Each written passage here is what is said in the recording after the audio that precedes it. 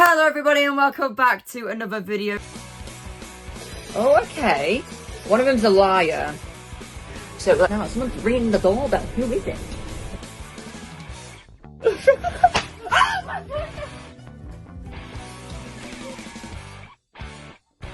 Now today in this video we're going to be reacting to two disturbing mysteries that remain unsolved to this day. Okay everybody, let's not beat around the bush, let's get straight into it and let's react to two disturbing mysteries that remain unsolved from the Mr. Nightmare YouTube channel. Let's get straight with it. There's an advert straight away.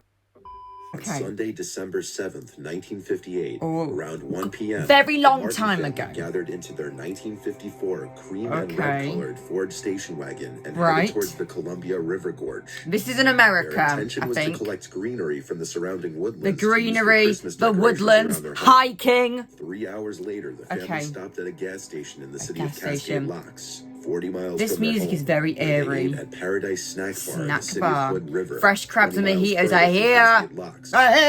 So at this point, they were about 60 miles from home. Okay. Their waitress at Paradise Snack Bar. Wait, are they on the way home or on the way there? I think they're on the way home. They left the restaurant around 5 p.m. Right. Which was already found weird by many, as Ken Martin was known to avoid driving at night due to his eyesight. Right. This was the last time any sightings of the Martin family could be verified. On December 9th, Ken's boss reported. Well, that took a drastic turn, and we're only 53 seconds into it. So they're driving home, and all of a sudden they just disappear. Let's see what happens next. Him missing, as he had not shown up to work, something that was he's not shown up to work, they've gone missing. What has happened to this family? PM, police arrived at the home of the Martin family. Right. There were no signs of a break-in or foul play.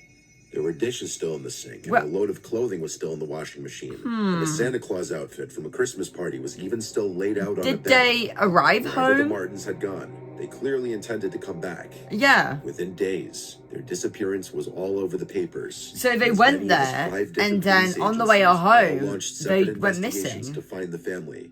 Police were able to verify that the family stopped at the gas station and the restaurant.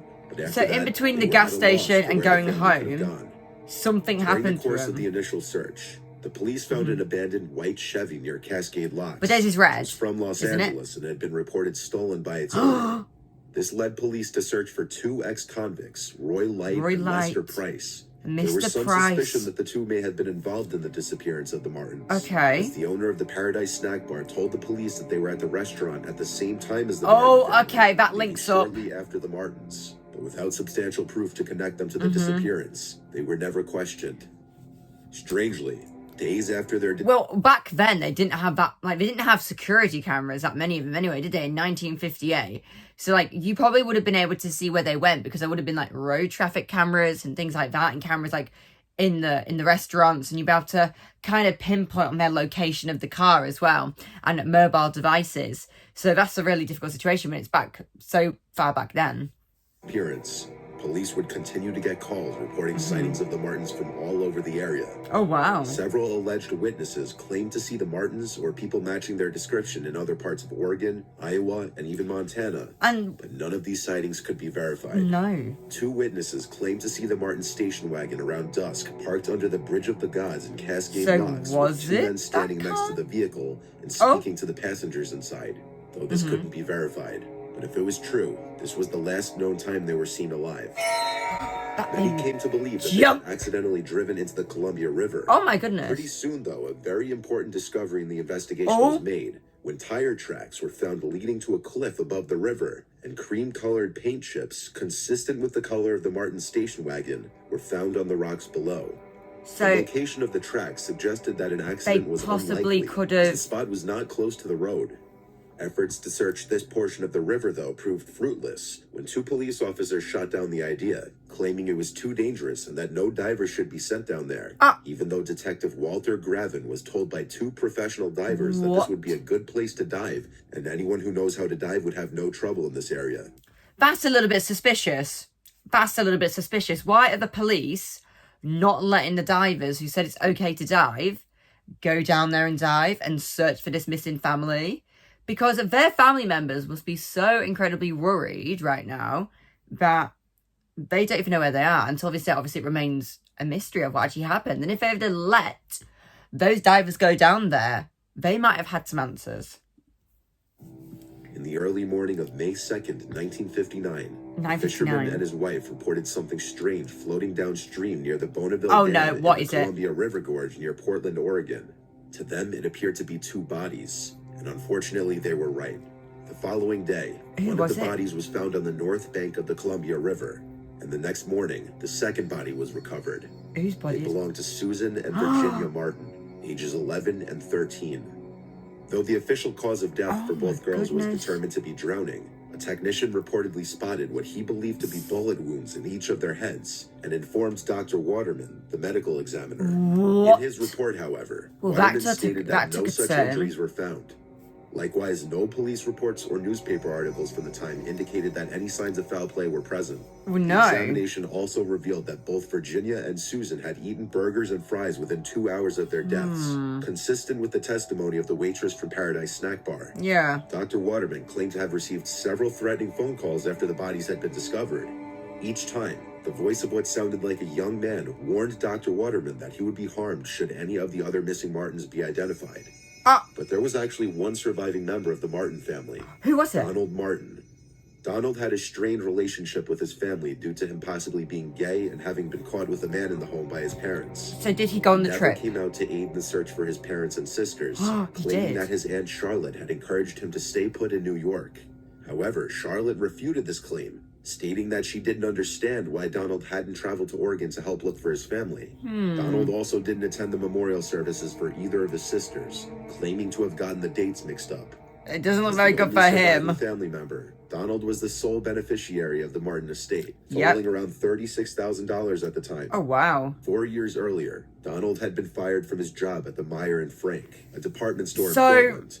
He had been fired for stealing over $2,000 worth of merchandise. One theory suggests that Donald had some involvement in the disappearance of his family, not just because of his poor relationship with his family.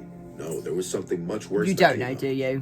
A .38 automatic pistol covered in blood was discovered under a rock near Cascade Locks in January. So, no, okay, before I give my opinion, we need to watch on. 1959. A single spent bullet was found in the chamber of the gun. Bizarrely, the weapon was never processed as evidence and was later cleaned and returned to the man who found it. When investigators traced the gun's serial number, they learned it was one of the items Donald Martin was accused of stealing from Meyer and Frank back in 1954.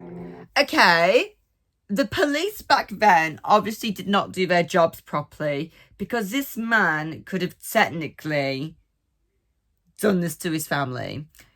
The evidence don't look very good here. So suspected that his younger siblings had been shot. He had stolen a gun from his workplace. The gun in question was later found with blood on it and missing bullets. The evidence is there. I mean, it's not looking good for him in my mind. Let's say that. Despite this, Donald was never outwardly accused of having any involvement in the disappearances. Because we don't know what happened to the parents. Ken, Barbara, and Barbie Martin's bodies remain unfound, along with their vehicle. It could... I reckon it's probably in the river. It's probably down there and the divers just refused. Okay, it's the next one now. Okay, story 2. It follows a young girl named Kanika Jenkins. On September 8th, 2007, Kanika told her mother 2007, that was... She lied and 16 said they were years going ago. bowling and then to see a movie to celebrate her getting a job at a nursing home. Kanika borrowed her mother Teresa's car and left the house around 11 p.m. The car. That was the last time Teresa saw her daughter alive.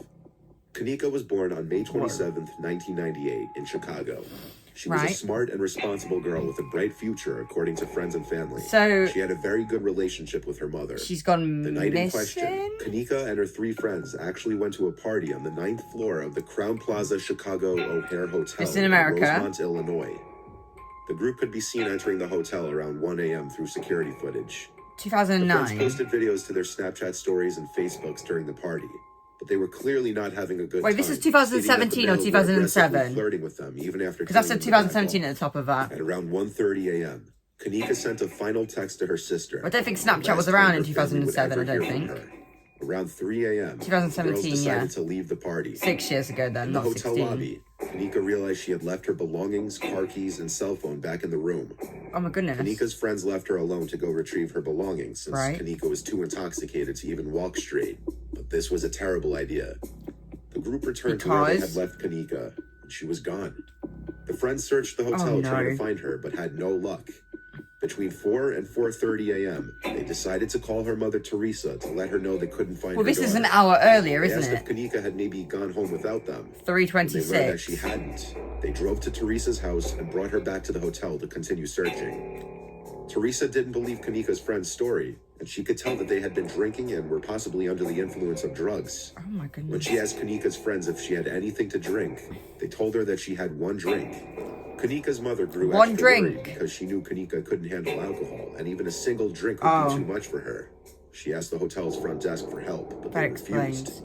She requested to see the security footage. The hotel is shit then, aren't they? To look at it to figure out where her daughter had gone, but they told her only the police could look at the tapes. Oh dear. At Well, that's going to be too late. Just help her Teresa out. called 911 about her missing daughter, but at this time, the dispatcher told her that Kanika was probably passed out drunk in a random hotel room and to go home, relax, and give it till morning. No! The next day, Awful. Kanika was officially reported as missing, and a police investigation began around 1:15 p.m. the next day, on September 9th.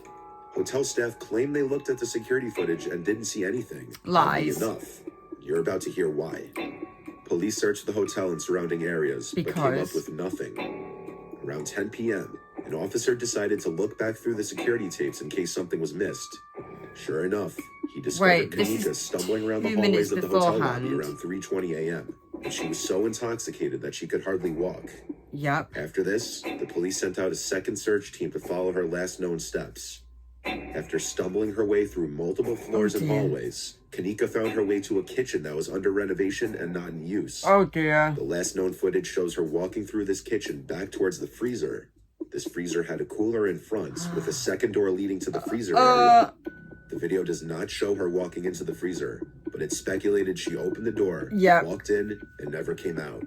Police found her frozen solid dead body inside of the freezer. Others speculate that the hotel had something to do with her death, and that her placement in the freezer is a cover-up. Some people believe she was lured into the freezer by someone working at the hotel and locked her in.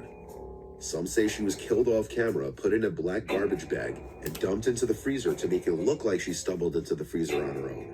A lot of people believe the hotel might have had a motive to cover up whatever happened to her, because the party being held at the hotel was paid for using stolen credit cards. There was underage drinking and illegal drugs inside the room.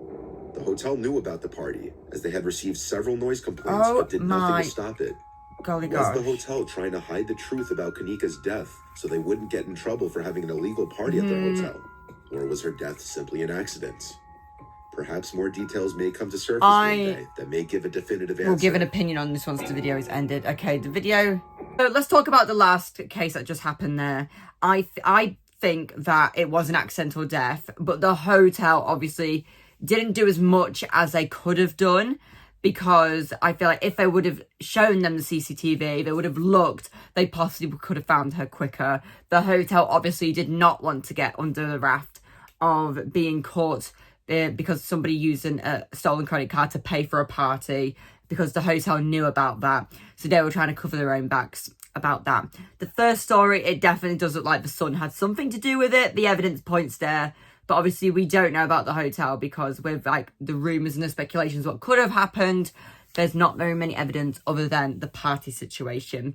But everybody, that is enough from me today. Join me next week and we'll be joining another video or reacting or playing a game on the YouTube channel. I hope you all did enjoy this video today. If you did enjoy this video, make sure to give it a thumbs up, subscribe, leave a nice comment down below, and see me next time for a brand new YouTube video. Bye!